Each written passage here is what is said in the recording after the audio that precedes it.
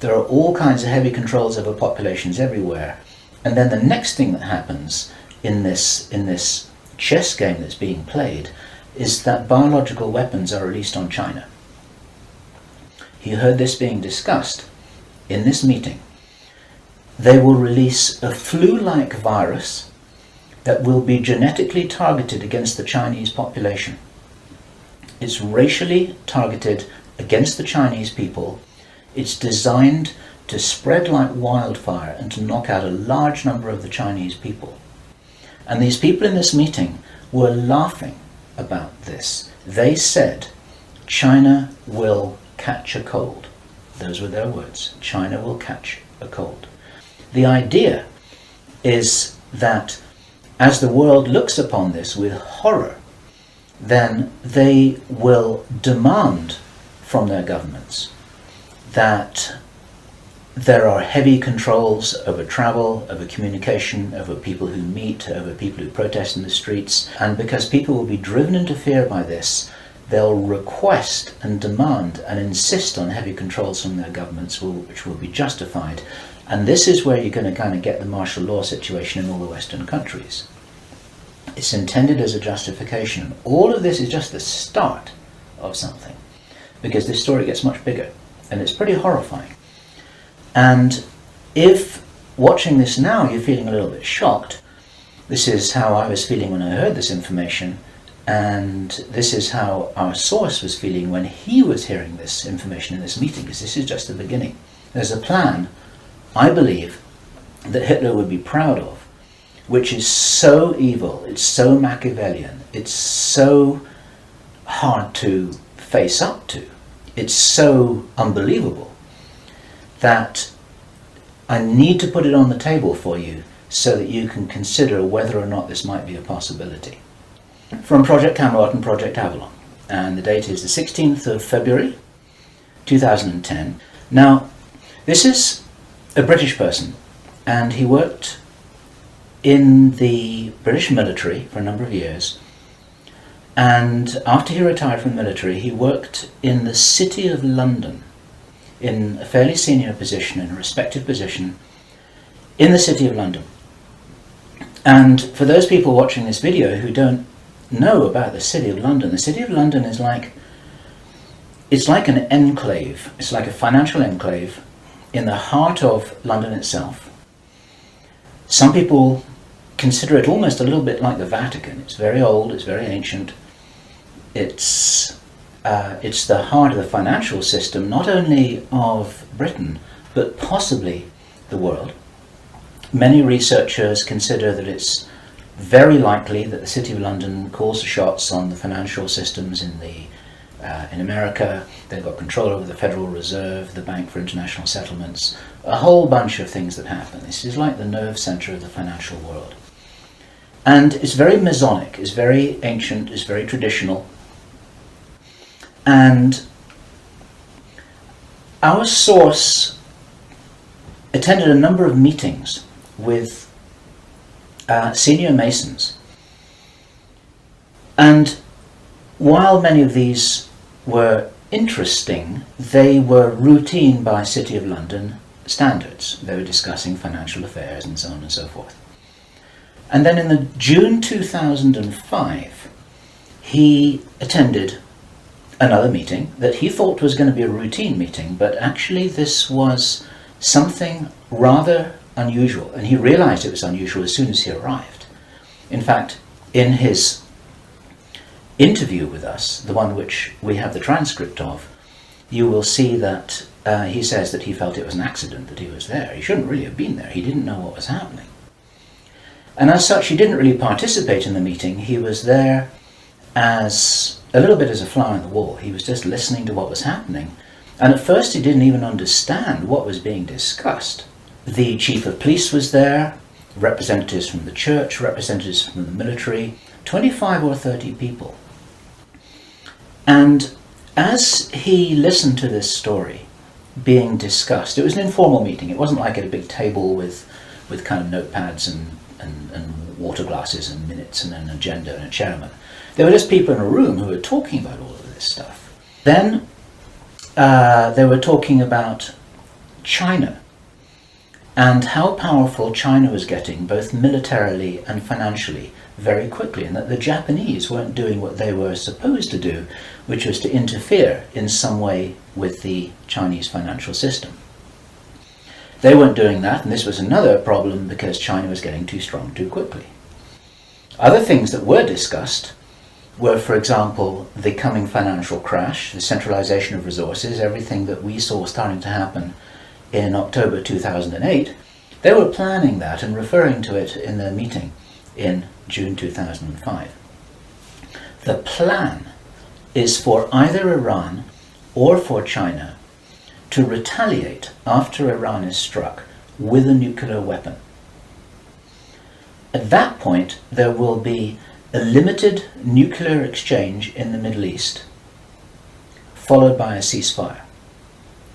He heard this being planned in this meeting. This is being choreographed. It's like the script for a movie. This is exactly what's intended to happen. Then China is attacked by a biological weapon. It's a flu-like disease that spreads like wildfire. This goes all over the world, and then they have a major Third World War. And then, by this time, 50% of the population will be destroyed. And not only because of the war or the plague, but because, as many of you watching this will understand, the infrastructure goes down in situations like this. There's no food in the supermarkets, there's no gas in the pumps, the telecommunication goes down, there may not even be water coming out of the taps. People are kind of thrown back into a Victorian era without the facilities to handle this, because most people don't have their vegetable gardens, they don't have their horse and cart, they're not able to survive in the way that we used to be able to. We're very, very vulnerable in our technological advancement. Then what effectively will be a kind of plague will actually spread right across the world to the west as well. Our source was not clear whether this was a Chinese retaliation or whether the thing would just spread out of control in the way that it would be very understandable if it did. Whether it's racially targeted or not, these things actually mutate. A pandemic that really is sweeping across the world and really is killing people very visibly, and you've got this totalitarian military lockdown in all the governments in the Western worlds because everyone's going to be in panic about all of this. And then, he said, then the real war starts. Something that would be justifiably called the Third World War, with a much more major nuclear exchange. And at this point, I asked him, is this just about population reduction? What is this about? Why are they doing this? Why this insane Dr. Strangelove plan for just unleashing all of this stuff on the world? Why do it? Now, he said absolutely it's about population reduction. So I said, well, in this meeting, did they mention any figures? And he said, yes, they did, 50%. Half the world's population.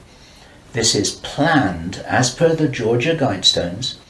For those of you who don't know what the Georgia Guidestones are, it's a stone monument in Georgia in America that was erected anonymously a number of years ago. It's in 8 languages, and it's like an Illuminati manifesto for a new world, as it were. And just hold that thought about this being a manifesto for a new world. This is an important concept here in what I'm presenting.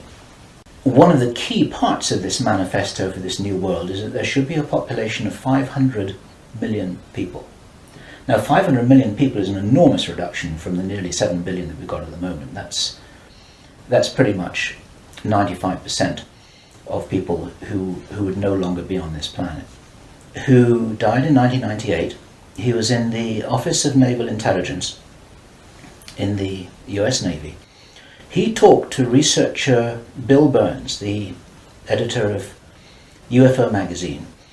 And Bill Burns described this conversation with George Hoover to George Norrie from Coast to Coast AM. And what Admiral George Hoover told Bill Burns was the biggest secret according to what the American Navy had found out. Very, very interesting story. They were talking about the Roswell visitors, and Admiral George Hoover said that these visitors were us from the future. They were time travelers. They weren't extraterrestrials. Now, other researchers and whistleblowers have spoken about the same thing. And this is fascinating in itself. But what Admiral George Hoover said the biggest secret really was, it had to do with the abilities and the power of the consciousness of these travelers. Because they were us from the future, what the military authorities had found out was what humans are really capable of. And he said that this had been buttoned up really tight, because if we knew how powerful we really were, how powerful we really could be, then we would, in his own words, cause chaos around us, and this could never be permitted. We could rearrange the reality around us in the way that we wanted to, in the way that, if this is real, that the future humans have learnt how to do, which gives them access to these sorts of incredible abilities, such as time traveling. Philip Corso, in his book The Day After Roswell, described in some detail how his understanding was that the way the craft works was they were like an amplification of the pilot's own consciousness. It was their consciousness, it was their ability to travel and bilocate that was amplified by the craft, and that actually all of these abilities are basically abilities connected with the consciousness of the beings themselves. And if they are us, this is the message for all of us here. We're being deliberately dumbed down. Our food is being poisoned. Our children are being lied to in the schools. We're being fed propaganda in the media. We're being forced into this tiny little box.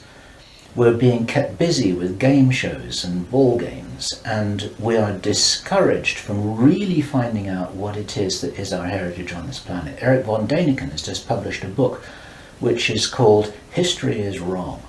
There's so much which we are denied. George Green describes that we are known as the useless eaters, this surplus population of billions of people, with a tiny number of people at the top of the heap who are dependent upon us to police each other and to laugh at each other and to stop each other from getting out of line, because we're encouraged to conform to how we're meant to be. And so there's this straitjacket that there's the opportunity for us to break out of, and it's this straitjacket which has been deliberately put in place by these very people who've been creating this plan. Where this plan originates from, it's very interesting to speculate. Our source told us that this has been in place for a long time. He'd first heard about the Anglo-Saxon mission as long ago as 1976. The Illuminati symbolism about the dawn of a new day has been going on for a long time. Many people think that this plan requires such a superhuman level of intelligence and strategic understanding, and is so ruthless and so cold that the logic suggests, and David Icke says this, Jordan Maxwell says this, we say this ourselves with full agreement, that this didn't come from a human source. People aren't capable of doing this against other people. There's something else behind this. We have to think big. We have to think from the highest spiritual viewpoint that we possibly can do. That these people shouldn't be fought. What must happen is we just withdraw our consent from these things that are being done to us, from this plan that we're part of. And as I was saying just before, if you're in the military or if you're in intelligence services, withdraw your consent from this, because these plans can't happen without it. The reason that I have for not believing that anything is fixed, that we're all doomed, that anything really bad is going to happen, although I think we've got a lot of problems to solve, is because I wouldn't be here, and neither would you watching this now. I'd have incarnated on another planet. I'd have gone somewhere else. I'm not going to go and sit here in the firing line with no possible way of escaping. there's a job to do here, and many of you watching this will be aware of the fact that we're here to do jobs. It's what Dolores Cannon calls volunteers. We may be here for a reason. We may be here to help catalyze this increase in consciousness, and that's what's going to prevent this kind of thing from happening, because if we do not agree that this is the future that we want, then that's not what we're going to experience. We do all co-create our reality, we do all have a part in it, and I profoundly believe that by becoming aware of these plans, this is the way that we avert them. There's a difference between prediction and prophecy. These are two words in the English language that are easily confused with each other. Prediction and forecasting is saying, okay, in 3 months' time, this is what's going to happen because this is what the data leads us to conclude logically. That's all about forecasting and prediction. A prophet does something different, and it's a word to be used with care because it's often misused, it's often misunderstood, and it's like a biblical term, and some people react against it for that reason. But what a prophet always used to do is to say, listen, if we don't wake up and if we don't take action, then this is what's going to happen. And the purpose of the prophet giving this prophetic warning is not to warn people that it will happen, but to say, listen, you got to change something here. You got to change the way you're doing things. You got to change the way that you're being. You got to change the way you're interacting with each other. You got to change your whole attitude. Whatever it is that you change, then the purpose of the change is so that this prophesied event doesn't happen. And so what we have here is we have a kind of prophecy. It's not a prediction. And I'm using this word very, very carefully because the reason why I'm making this statement, the reason why we're releasing this information is to make sure that this doesn't happen. Those of you in the military and the intelligence services who may be watching this or may have had this brought to their attention, you don't have to do this stuff just because you're told. You need to support what's best for the human race. You don't need to follow orders if it's going to lead to a huge destruction here, which is in no one's interests apart from the controllers who have an agenda of their own, and that agenda doesn't feature you and me, that's for sure. Okay, so that's the end of my presentation.